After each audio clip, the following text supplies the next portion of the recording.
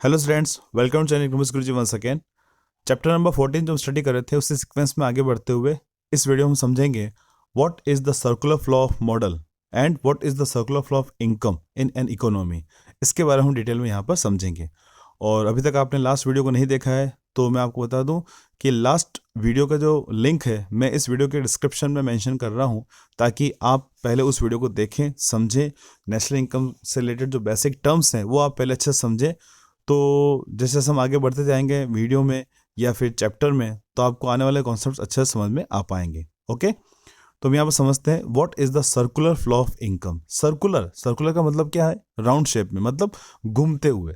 Circular flow of income मतलब income का जो फ्लो है, फ्लो मतलब यहाँ बहना नहीं है।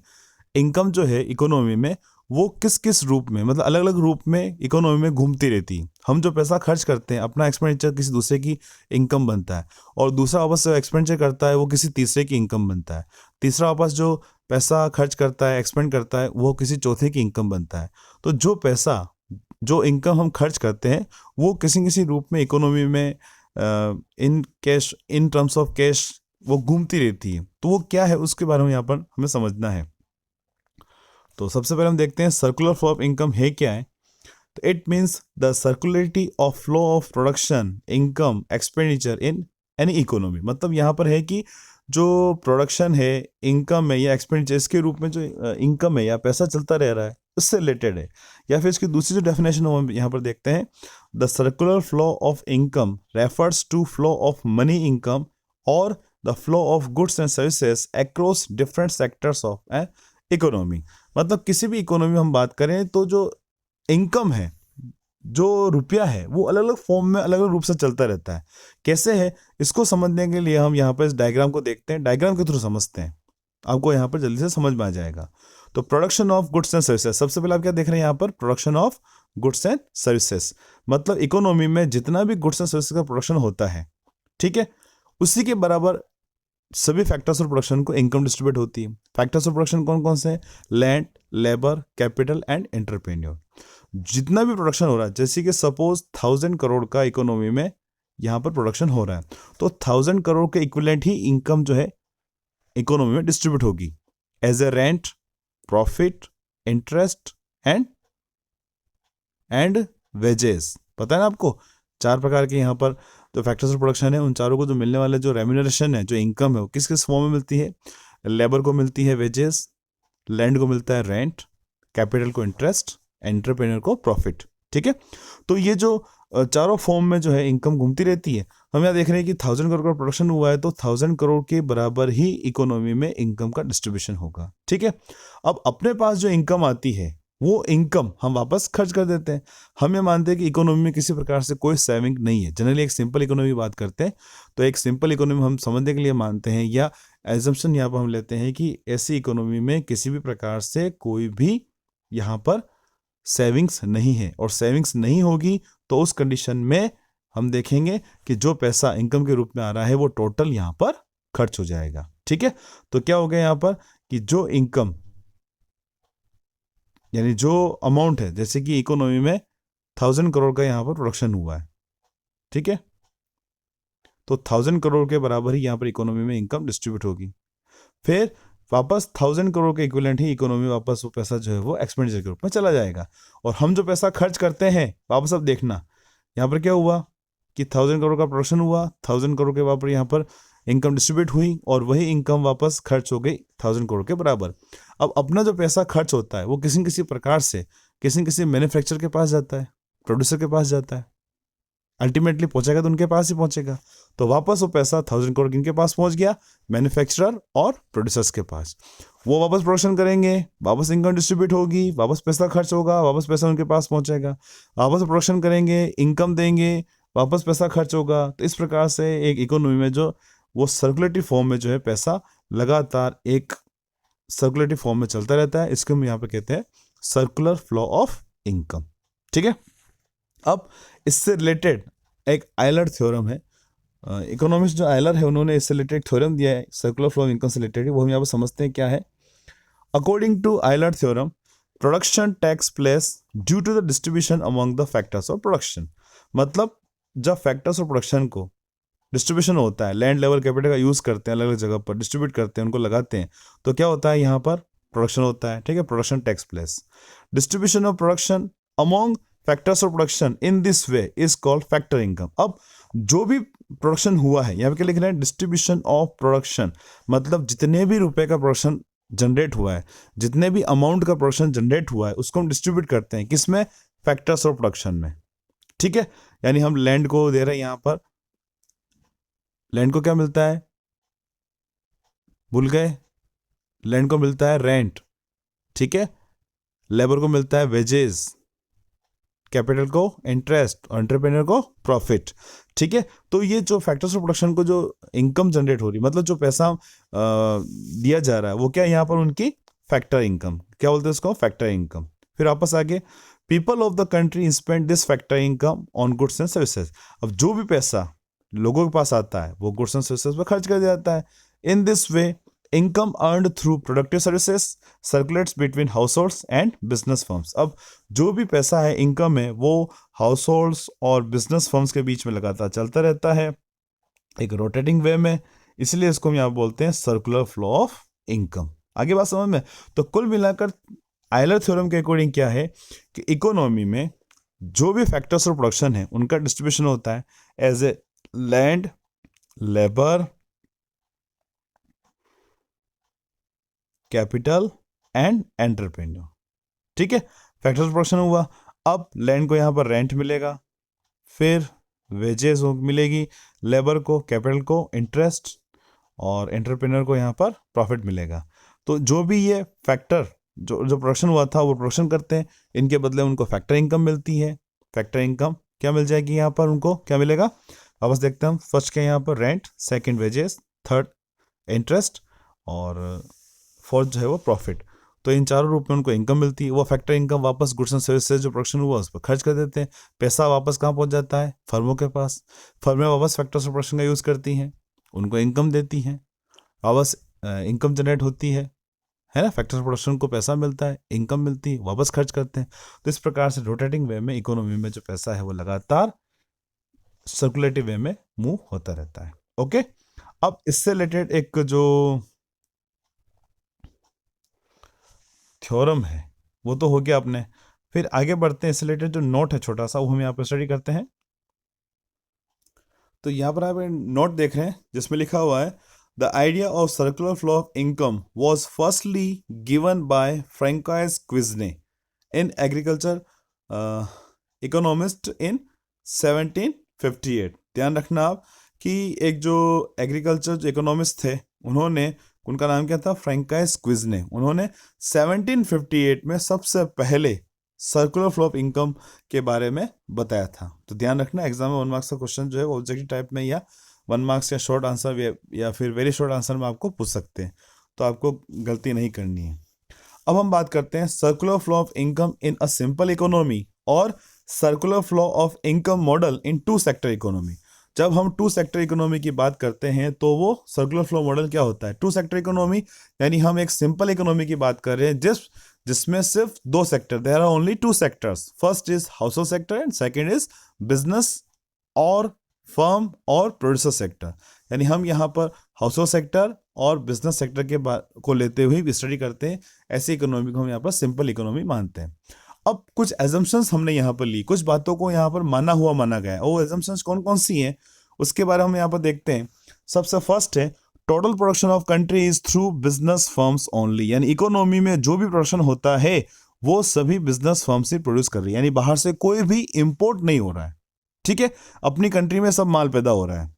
Second, business firm sell the entire goods produced, मतलब जितना भी जो माल पैदा हो रहा है, प्रोडक्शन है, वो सभी जो है वो बेच दिया जाता है। फर्म जो है पूरे माल को बेच देती है, फर्मों के पास कुछ भी माल पड़ा नहीं रहता साल भर में। फिर nothing is remain in the form of unsold of raw material, मतलब यहाँ पर यह कि या तो रॉ मटेरियल या फिर अनसोल्ड गुड के रूप में किसी प्रकार से कोई भी माल पड़ा नहीं रहता है। ओके, फिर next, government exist in the country but it neither imposes taxes nor provide any subsidies। आप देख रहे हैं पॉइंट नंबर 3, इसमें क्या कह रहे हैं कि गवर्नमेंट तो है, ठीक है, मैं उसका रोल जो है बिल्कुल कुछ भी नहीं है, ना तो वो किसी प्रकार से कोई टैक्स लगाती है, ना गवर्नमेंट किसी प्रकार की कोई सब्सिडी देती है। ठीक है, फिर हमने क्या माना है, fourth assumption, economy of country is considered to be a closed economy. हम क्या मान रहे हैं यहाँ पर, इकोनॉमी जो कौन सी है, क्लोज इकोनॉमी। अब क्लोज इकोनॉमी कौन सी इकोनॉमी होगी, जिसमें किसी अदर कंट्री से एक्सपोर्ट इंपोर्ट नहीं होते, मतलब वो इकोनॉमी जो अदर इकोनॉमी से बिल्कुल कट है, किसी प्रकार से जुड़ी हुई नहीं है।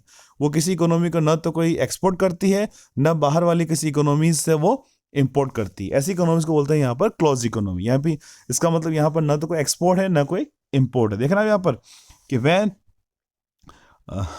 when there is no import or export, मतलब यहाँ पर न तो कोई इंपोर्ट हो रहा है, न कोई एक्सपोर्ट हो रहा है। तो in the end there are only 2 sectors. अब ऐसी इकोनॉमी सिर्फ 2 सेक्टर्स हैं, एक तो है प्रोड्यूसर सेक्टर और दूसरा है यहाँ पर हाउस होल्ड सेक्टर, जैसे कि मैंने अभी आपको बताया।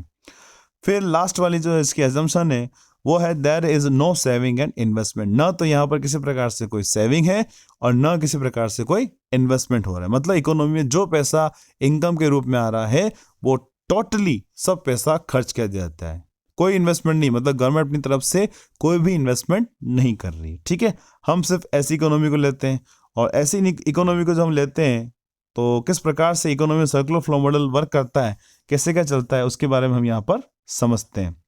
तो देख रहे हैं आपके सामने एक डायग्राम है जिसमें 2 सेक्टर दे रखे हैं। फर्स्ट जो है house hold sector and second है यहाँ पर बिजनेस फर्म सेक्टर। ठीक है, 2 सेक्टर है। सबसे पहली बात करें, अब ये सर्कुलर फ्लो इनकम जो है वो स्टार्ट कहाँ से हो रहा है। इकोनॉमी में जो भी हाउस होल्ड सेक्टर है वो फैक्टर्स ऑफ प्रोडक्शन के मालिक होते हैं। मतलब हमने लास्ट पार्ट में देखा था, लास्ट वीडियो में देखा था, समझा था कि जो भी फैक्टर्स ऑफ प्रोडक्शन है, लैंड, लेबर, कैपिटल, एंटरप्रेन्योर, वो सभी हाउस होल्ड सेक्टर से आते हैं।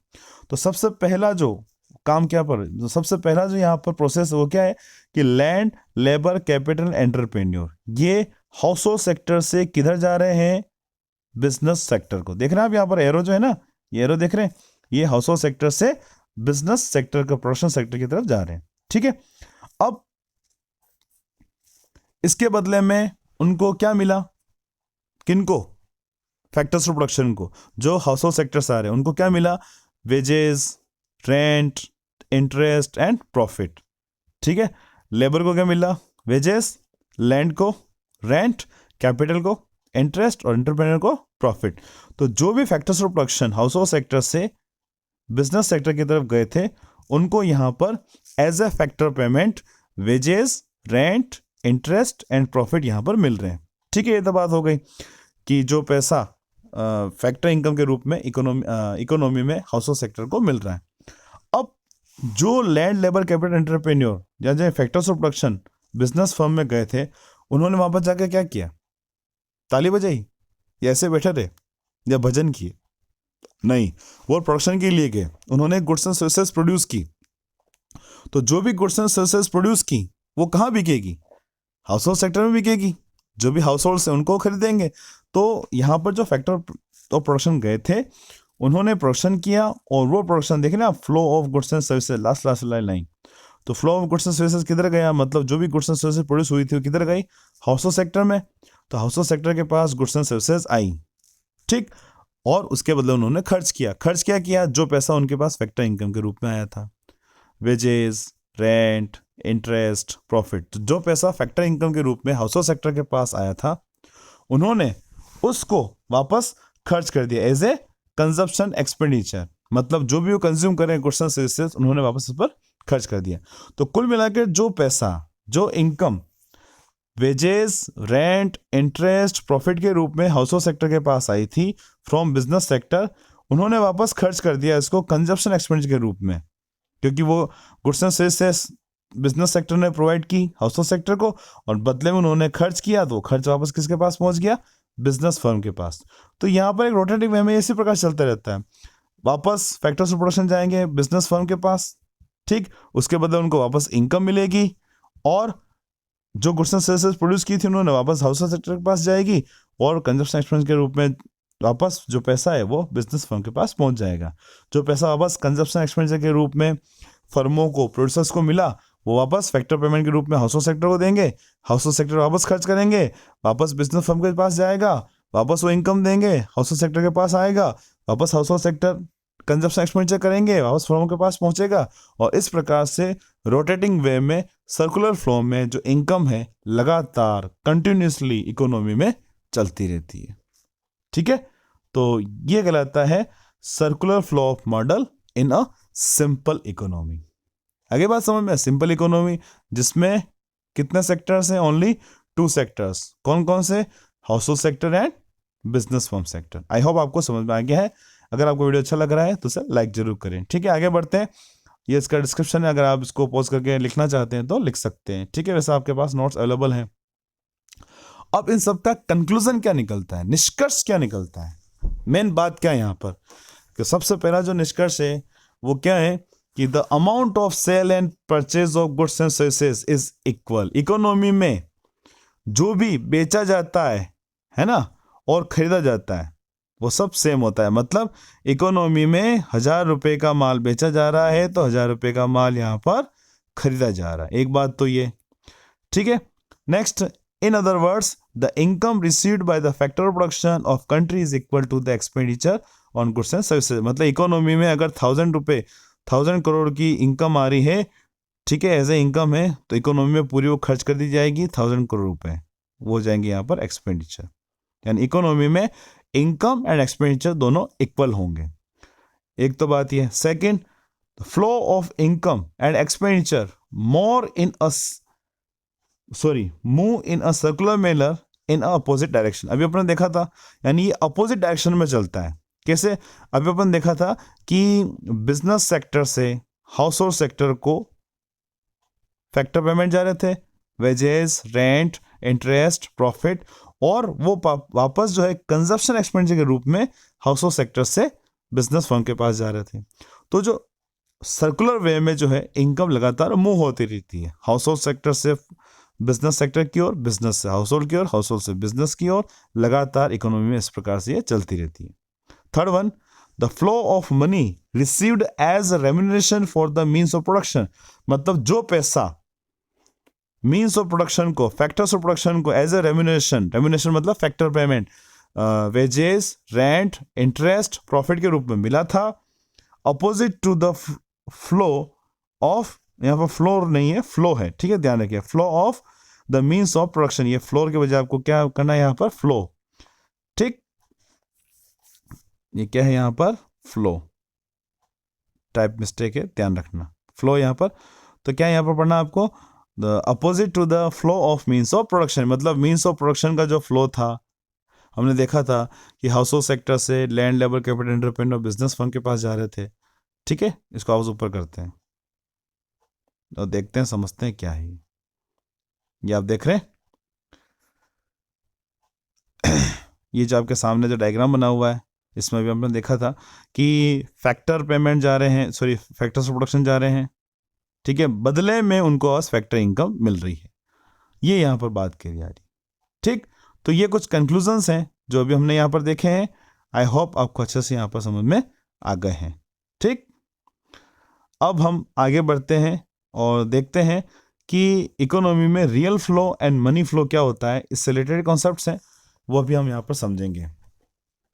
रियल फ्लो में हम मनी को नहीं लेते हैं in terms of factors of payment, factors of production, जितने फैक्टर्स ऑफ प्रोडक्शन उनको लेंगे, और in terms of goods and services. यानी जब हम इकोनॉमी में factors of production and goods and services को लेते हुए फ्लो को देखेंगे, किस से किधर, हाउस होल्ड सेक्टर से फर्म सेक्टर की तरफ क्या जा रहा है, और फर्म सेक्टर से हाउस होल्ड सेक्टर की तरफ क्या जा रहा है, और as a factor of production, as a goods and services, तो वहाँ पर रियल फ्लो कहलाएगा। तो रियल फ्लो की डेफिनेशन क्या है यहाँ पर? It refers to the flow of goods and services across different sectors of the economy. जब डिफरेंट सेक्टर इकोनॉमी में यहाँ पर गुड्स एंड सर्विसेज को हम यहाँ पर लेते हैं, ठीक है, डिफरेंट सेक्टर्स में जा रही हैं, तो वो कहलाएगा यहाँ पर real flow. For example, there is a flow of goods and services from the producer sectors to the household sector. आप देख रहे हैं यहाँ पर, ये डायग्राम आपके सामने है। इस फ्लो चार्ट को देखते हो आप समझ सकते हैं कि प्रोड्यूसर सेक्टर से, सबसे पहले हम बात करते हैं हाउस होल्ड सेक्टर से। हाउस होल्ड सेक्टर से जो भी फैक्टर सर्विसेज हैं, लैंड, लेबर, कैपिटल, एंटरप्रेन्योर, वो किधर जा रही है? प्रोड्यूसर सेक्टर के पास। प्रोड्यूसर सेक्टर उन सब का यूज करता है प्रोडक्शन प्रोसेस में, उन सब का यूज होगा, और यूज होने के बाद जो भी गुड्स एंड सर्विसेज प्रोड्यूस होगी वो वापस किसको प्रोवाइड कर दी जाएगी?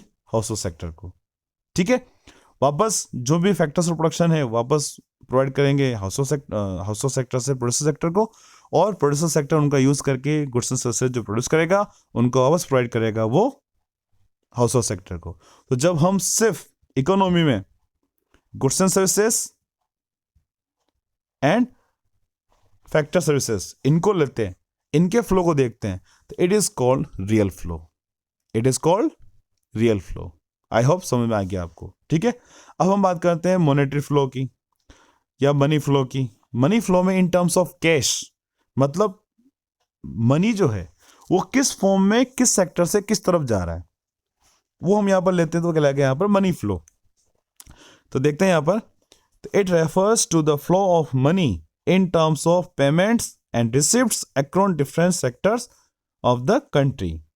It refers to the flow of money in terms of payments and receipts across different sectors of the economy. यानी इकोनॉमी में जो पेमेंट और रिसिप्ट्स के रूप में, पेमेंट्स मतलब कंजप्शन एक्सपेंडिचर, रिसिप्ट्स मतलब फैक्टर इनकम, इसके रूप में अगर इकोनॉमी में मनी चल रहा है तो उसको हम कहेंगे यहाँ पर मनी फ्लो। देख रहे हैं आप यहाँ पर चार्ट जो है वो चार्ट अपने सामने है, ये चार्ट आपके सामने है।